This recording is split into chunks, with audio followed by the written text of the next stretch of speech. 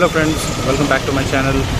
आज फिर से नया दिन, नया ब्लॉग का शुरुआत करते हुए तो आज मैं थोड़ा घूमने निकला हूँ और सरू पत्थर से मेरे घर से मैं निकला हूँ जोरहाट, जो कि डिस्टेंस है ऑलमोस्ट 70-80 किलोमीटर्स। ठीक है, तो वो ट्रैवल करूँगा। आज कुछ काम है जोरहाट में, जाता हूँ वहाँ पे। वेदर बड़ा मस्त हो रखा है यहाँ पे।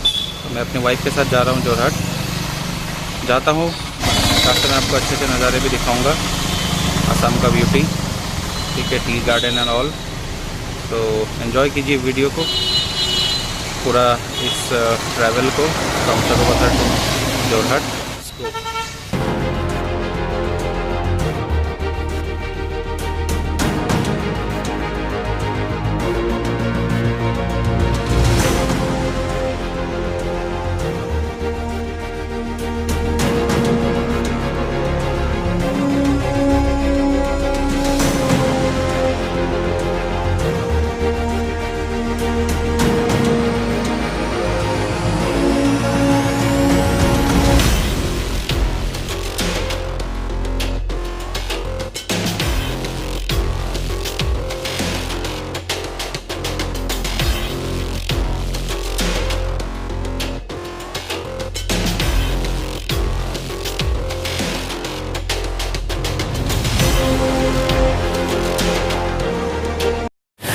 सो फ्रेंड्स, पहुंच गया मैं जोरहाट।